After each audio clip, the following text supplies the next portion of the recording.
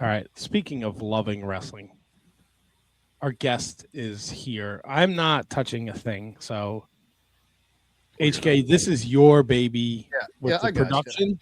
So, you're going to add Mr. Hardcore, Channing Decker, to the show.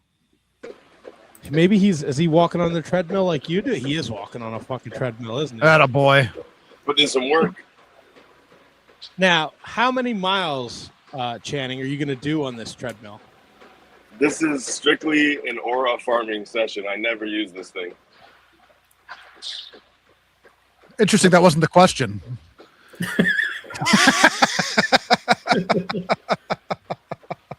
What's an aura farming? Right, now there's a teachable moment for you guys. You guys got your head up your butts, apparently. Aura farming. It's for my aura, my status around me in the gym. People can see me taking a business call while I'm flexing a treadmill, and I never use this thing. That was what I was saying. Interesting. So you're getting a lot of. Is the gym packed right now? No, this is a good time. The rush has died down. I can come in and do my thing with my undershirt on, flex the muscles. I don't know how much of me you can even see right now, but here I am in my glory. So yeah, Shining Wizards podcast. What's going on with you guys? Nothing, Mr. Decker. How was your? Now you got clearly you got back home before the blizzard hit the tri-state area. That's right. I escaped narrowly, though I came in through a terrible storm through Albany. It was brutal. More brutal than your tangle with Crowbar? You know what? It's the funniest thing. What a dream come true that was. Were you guys in the building? I didn't catch on you guys, I don't think. Negative. Negatory. But yeah, no, what a dream. That was fun. I mean, you guys know him well. That was my first time wrestling Crowbar. Man, I don't know how he still goes the way he does. He's taking the bumps like 30 years ago, and he's still looks like he has the passion for it more than ever. Well, he was, what's he? He's like a physical therapist, right? So he was like, right. You hear the stories all the time. Like we talk to guys that worked with him in ECW, like they'd all be getting crazy, like drinking and doing like drugs and whatever. And he'd be in the fucking corner reading his book. And it seems that that's the way he still is to this day. I mean, again, I don't claim to know the gentleman too well just yet, but the initial sentiments are that he's a sweet man and one hell of a wrestler. Did you guys talk about Star Wars? You know, we didn't get into the Star Wars. We were busy brothering out. We had that post-match high where you just love life and everything about it. So he had to get going, I had to get going, and it was short and sweet. Back in December, Channing, you did the no rope barbed wire match. Like, what's the preparation going into that for you, and then what's the recovery like for you? Right, a match like that. Yeah, that was one of the most unique preparations of any match in my career. I don't mind saying. You know, I know there's a lot of times where workers have to sell a stipulation. You know, you got to sell the fear of the cage match, this and that. It's not much to sell when it comes to barbed wire. I mean, you know, the effects are real, right? So there was a lot of, it was my first time ever. I mean, I'd used barbed wire before. I've done a lot of death matches, but that exact environment, I'd say the pressure to deliver a historic match, you know, like Terry and Sabu, I think that made the weight of the match that much more important for me. So I put a lot of pressure on myself to deliver a great match.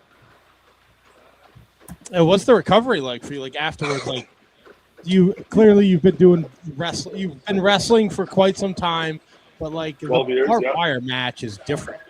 Right. Yeah. I mean, look, you got to be a professional about it. Part of how I'm able to go through all this stuff in the first place is by preparing my body for war. You know, like if you are coming out of shape, you take these bumps, you're going to snap your back in half the time. So that's just the part of it. The skin cutting and all this, you can't be a fool, right? You got to clean up, got to make sure you're taking care of yourself. And you got to be willing to accept that there's going to be a certain amount of it that is going to be damaged. You know, I got scars on me that I wear with pride, and they're a great memory as far as I'm concerned.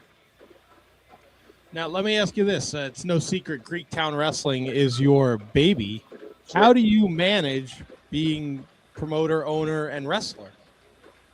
You know, maybe one day my story will be told by somebody else. I don't know, because I just think there's actually very few people that have even tried to do what I do, which is do every part of the job, really. I mean, I delegate, don't get me wrong. You know, I'm not literally sitting behind the desk streaming the event as well. I got teams, right? But in terms of being the guy that the talent can come to if they have questions, booking the show, coming up with the creative angles for everybody, planning my own match, working the match, the whole bit. I mean, yeah, it's a lot. It's scaled, right? Like I've been it for 10 years now plus. So when it started and it was smaller, I had a chance to gain that experience. So I didn't skip any steps, you know. My success has come the old-fashioned way with reps, experience, failures, successes, resilience. And I think it makes me a pretty unique performer that people will probably come to appreciate more of as they come to know about my story. Now, you've been doing the hardcore wrestling for a while. Is there anything you've done where you're like, yeah, I'm never going to fucking do that again? You know what? I think that's a great question because you see wrestlers and workers talk all the time back and forth these days about styles of wrestling and, you know, preserving your body. And I think, to be honest, I've suffered a few pretty bad injuries that could have been a million times worse. And I was lucky to not miss a ton of time. So, or hardly any time. A couple, actually, I work right through them. So I would just say that for me, my mentality is, you know, I want to do, it's a marathon, not a sprint. You know, I like to impress the fans. I like to give a great match, but I also want to be able to do this tomorrow and next weekend and be able to give a great match then as well. So there's a bit of a, I don't want to say regulation. You're not going to sell anybody short, but you're just going to be able to give as much as you can give on a consistent basis. That's where I'm at. Go ahead, HK. You had a question? No, I was gonna say when you're obviously you're a veteran, you've been on the scene for a long time, worked a ton of matches. When you're in a match that doesn't have ropes, is it hard to like mentally go, that's right, don't run the ropes, don't run the fucking ropes, don't run the, you know what I mean? Do you get that, or is it just such a different animal being in there without ropes that you don't even have to think about it?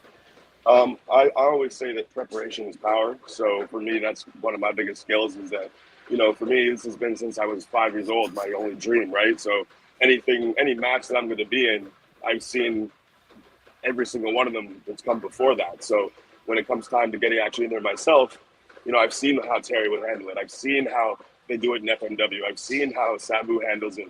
So I already have all that in my mind ready to go. So preparation is power. That's what I got to say. Yeah, but I don't know. Can you really prepare yourself for the first time that barbed wire No, rips you your can't. skin open? You can't. That's the beauty of it. That's actually the beauty of it. Can. The fans, no, you can't. You can't. The fans, that's the beauty of it. Now, I'll say this, having been in one, I definitely have that leg up for the next one. But it's the best part about it is the fans get to feel the pain with you as you go along. You know, they see the punctures right in front of them. You can't hide it. It's fucking wild. I'll give you a fun fact, Channing. That was my first ECW arena show, Terry Funk Sabu. Holy fuck yeah. And it's been downhill ever since compared to that, right? I mean, it's hard. It's hard to top that, man. It's hard. You and Joey fucking put on a banger, but it's hard to top that one.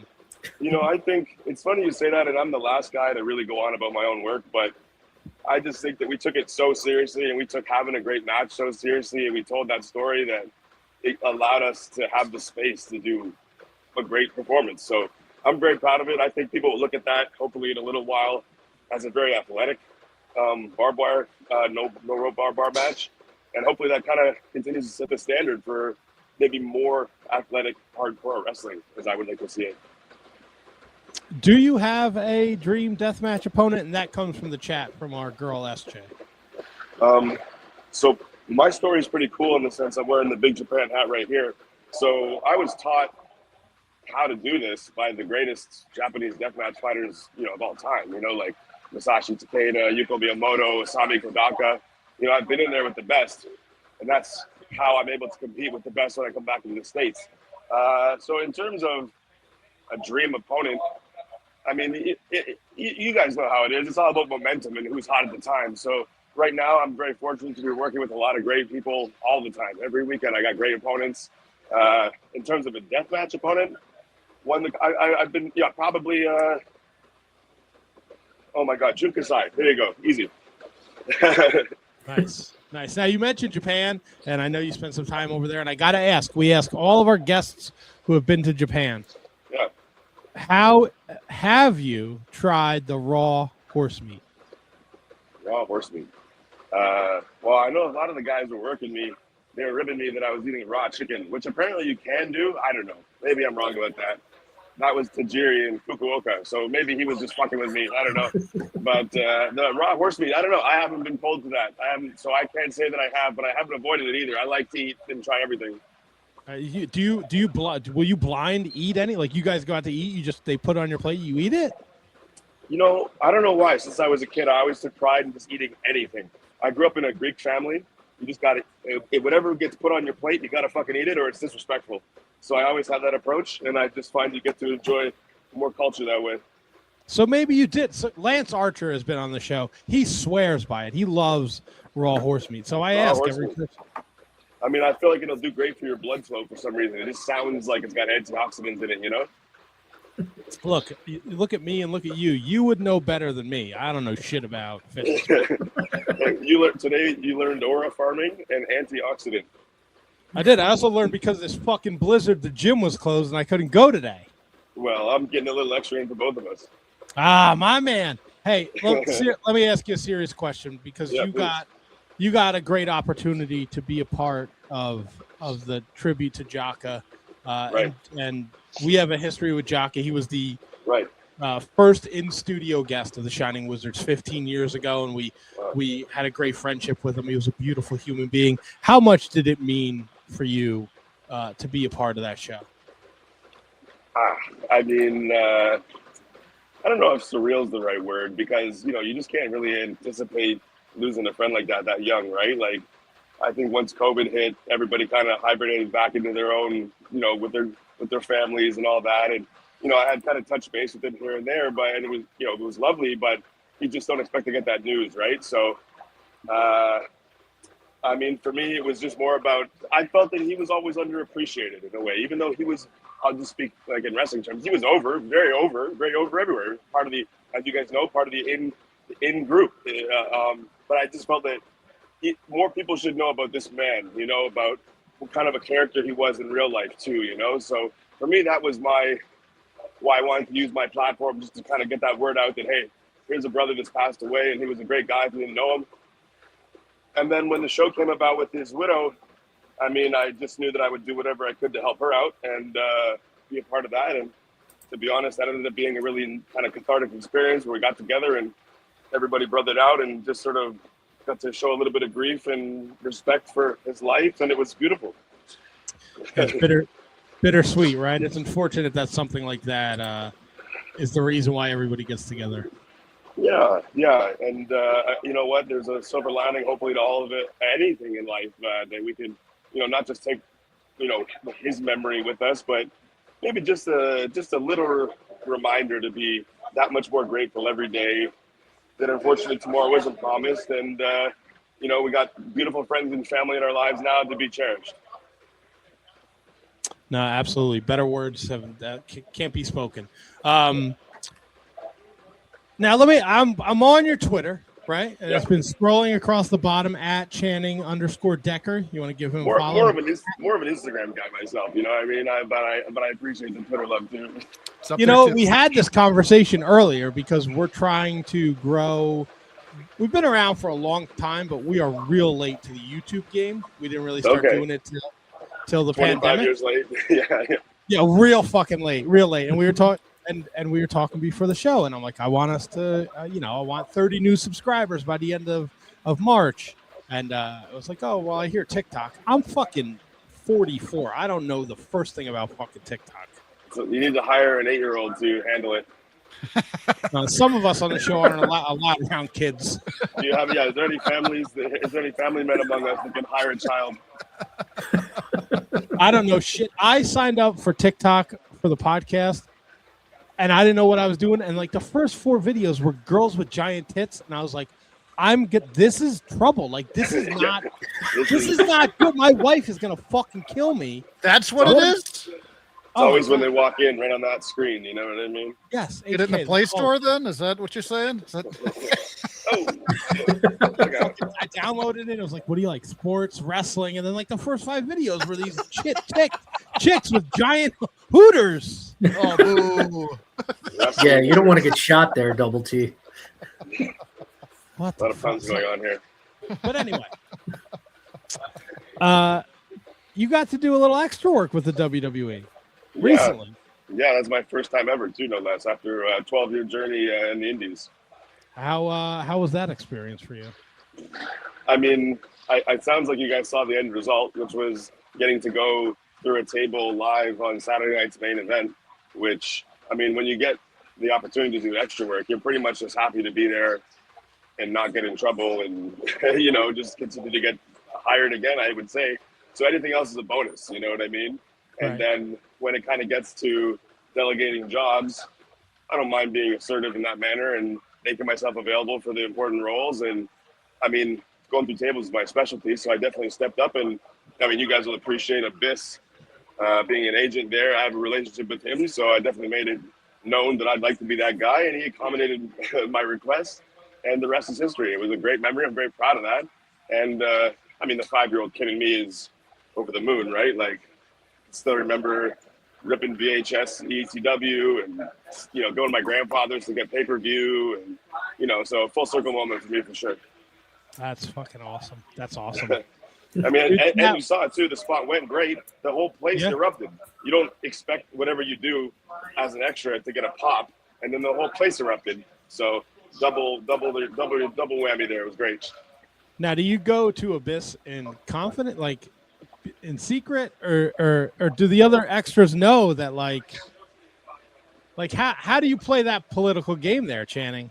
Right. Well, I can't give away all my secrets, or you know what I mean. That's how I stay on top of the mountain. But no, I think in life, oftentimes you get those who are assertive get what they want. So you find ways to be assertive professionally in the right moments to make yourself available. And I mean, look, you're not forcing anybody's hand, but you're certainly doing your best to make sure you get the position you're looking for. So, for any younger worker listening, I would say stay the hell out of my way and let me get the position. Now, speaking of younger workers, do you got anybody on the Greektown cards that it's coming up people should watch out for? I mean, I think the more people that know about Greektown, they'll see that it's shooters only. I mean, that's basically been the whole premise of the show from day one, was to disperse the budget equally pretty much on talent throughout the card so that everybody was talented. And then in addition to that, I just get off on finding new talent. You know what I mean? I really like to I don't like to be told who's over next. I like to find them before anybody else and book accordingly. And I think I've built a pretty cool track record. The show's built a cool track record of featuring talent that all have gone on to contracts. Like we're talking 20, like well before they were ever signed or even had buzz on the indies, I would say. So I would just say tune into the show. We're on Triller. A lot of it, there'll be some stuff, a lot of it on YouTube too, the older stuff too, especially, but watch on Triller. The whole show, top to bottom, is wild. I also like to book a show that features a little bit of something for everybody. So it's not, 8-10 matches of the same stuff. It's, a lot of women's matches, some comedy matches, hardcore matches, technical wrestling, all of it. That's what I like. I can dig that. What's next for Greektown Wrestling? I know you guys just had a show last weekend. You successfully, defended your title against Jay Lethal. Sonny Kiss was there. Joey Janela won the Greektown Cup title. What's next for you guys? Yeah, we're back April 10th. We have a main event match already announced. It's going to be me teaming up with Joey Janela versus WWE ID prospect Sam Holloway and TNA's Bill Collier. Big double turn. I don't know if you guys saw that after the Lethal match. Big double turn. A lot of big business last show. So, yeah, we're going to be announcing that. And for me, I'll be in Florida this weekend for CCW, doing a couple of shows with them. And basically, the momentum just keeps rolling on. I mean, I think it's a great time to tune into Greektown Wrestling. We just had our 10th year anniversary. The promotion's never been hotter. Very exciting. If you can, it's worth the trip. Come to Toronto, see the show. But yeah, watch live on Triller too as well, for sure. Do you hold any ill will towards Wes Barkley and now after Sunday? Well, I don't get bent out of shape over cheap heat. I'll tell you that right off the bat. But Wes has been great for us in Greektown, and he's got even a twisted core group of fans out there I know that love to hate him. So. I think he's on the right path, that guy, even if he's got a little twisted vision at times, if you will. Have you recovered? I know, like, hockey's like a big thing up there, though. Like, oh, yeah. that was That was a rough Sunday for you, buddy. Hey, you know what? I was actually in New Jersey while that happened, so I was out there high-fiving like we had won ourselves. So I had a good time either way. But yeah, I mean, Canadians and hockey, it's our identity, and hey, tip your cap to the better team. You know what I mean? You live to fight another day. Wait, you were in Jersey yesterday? Yeah, I was on my way to Binghamton for Excite Wrestling. Oh wow, we're based out of Jersey. Okay, so I always say whenever I'm wrestling in the city, I'll stay across the river in North Bergen. Nice. All right, I dig that. So I guess you drove then. You didn't have to worry about flying. That's it. Well, I'm only a few hours from you guys anyways. I'm just north of you. That's great wrestler speak. A few hours. Toronto's like fucking 8 hours away, isn't it? I'm actually closer to Montreal, actually, believe it or not. Okay. Oh, okay. Yeah. So that's another tidbit of the promotion is that it's ran remotely. I don't even live in Toronto. The 1,000 Islands? A little further than that, something like that. That's the closest I've been. Well, I've been to Montreal, but I've been up to the 1,000 Islands. Yeah, about five and a half, something like that. That's not close, Channing. You said it, wrestling speak. Wrestling speak, that's so. local. That's like a story. dying breed out there, right? Like everybody like stays close to home now. Not this cat, man. That's how I made my name, busting my ass, making towns the old school way. But, you know, you could call it the old school way, but if you want to get over today, a TV company wants to hire you when you're over. So you're not going to hope to get signed so you can get over. So I make my shit hot. I create my own motion, and, we'll take it from there. We'll see who's interested. Yeah, man. You look at I don't know how up-to-date cage matches, but when you look at it, you're in like... It's not even close. I think I have at least 200 to 300 more matches on my resume than is on there. But I mean, you look at it, you're all over. You're in Florida, you're in Pennsylvania, you're in West Virginia, right. You're in Buffalo, You're in Nova Scotia. You're all over the place. I'm an old school guy, dude. And I do TV and film too. So I try to get over it any way I can. You know, I mean, that sounds a little more like shilling than it is. But no, I try to express and create and do shit with my life every day, moving forward and move the pieces and, you know, towards my ultimate goal, which is just to become the best wrestler and the biggest platform possible. Well, isn't that the business? Get yourself over, right? Well, I'd like to think so, but these days it's a bit old school. You know what I mean? These guys today, if it's not on Twitter and if it's not next door, they won't go. That's that's a bone of contention I have with the WWE right now. Everything is done for a viral moment. Isn't that life these days, my friend? It's I don't know. It's a reaction-based world we're living in. Not that I say it should or shouldn't be, but it is. Yeah, but no one fucking remembers anything because it's like 10 things in a day. But weed's legal too now, so you can't remember shit as it is. Touche. There's kind of a give and take there, I guess. Channing, we know you're a busy cat and you're doing your workout at the gym, so we're gonna ask you a few more questions and let you go. Yeah, we always ask our guests. Yep. When was the last time you shit your pants? You know what? Thankfully, I gutturally have no recollection of a time where that occurred, so I don't have to conceal anything there. I'm gonna go ahead and guess infancy at that moment. All right, but have you ever been in the ring with somebody that shit their pants?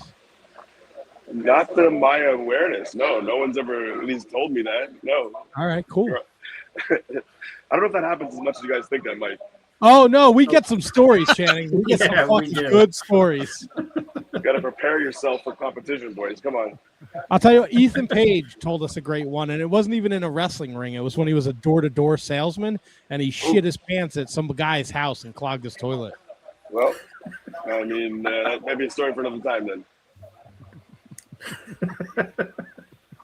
So your social media has been going across the bottom of the screen there, and obviously you're an Instagram guy. It's down there. So Greektown, Channing Decker, both accounts, yeah. Yeah, you're rocking and rolling. Greektown Wrestling, of course, give them a follow. It's great that it's on Triller because I know you were in the clusterfuck last year, and GCW is a staple. So if you're signed up to Triller to watch GCW, we know you're always looking to watch more wrestling. Watch Greektown Wrestling. I know a lot of people are. The metrics are in. What can I say? They don't lie. Oh, where do you get your metrics from? Triller. Hey. The source. All right, fair enough. What's let me ask you, gym etiquette, right? You're on the you're on the treadmill. Right. doing an interview right now. First time ever, too, for the Shining Wizards. That's what I hoped you'd say. What, like, if you were next to you, would you be annoyed? You know, off the bat, like I could just say no. It doesn't look like the people are. I could just gauge their awareness of my situation. This gym that I go to here is pretty earphones into the grind.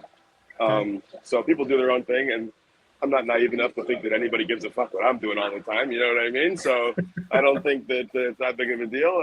And as I said, it all comes back full circle to the aura farming, where, you know, it's good to be a guy that takes up some space sometimes. You know what I mean? So if I can hold the call once in a while at the gym, looking jacked up with the sweat going, I'll do it. This fucking guy. I love it. I love it. Good I love it. Channing, this has been amazing. Is there anything you want to let the people out there know before we let you go back to working out, brother? Yeah, I never do these. I always say no, but I know how close you were with Jaka back in the day, and you guys have always been supportive of me and what I do over the years, even though we never really knew each other all that personal. So I just want to say thanks to you guys. Thanks for having me. Please, anybody listening, Channing Decker, Greektown Wrestling, check us all out, Chiller TV. And I hope you guys enjoyed the chat, man. Thank you guys all for having me. We did. Would you come back? Would you do it again? Twist my arm. We'll see. Next time I do Outlaw, we'll put over the show on the podcast. Oh, yeah. Okay. Will you be doing like yoga or something else next time? Will I be doing what part of me? Yoga? Will I be doing yoga? Well, maybe I'll get into Pilates by then. We'll have to figure out where my regiment's at. Laps in the pool, maybe. Oh, I'd take a different device. I'll need a subversive device at that point. We'll figure it out. But boys, hey, thank you very much for having me, guys. And look forward to talking to you guys again soon. Yeah, Channing, we appreciate it. Keep collaborating with us on Instagram. We'll share it, brother.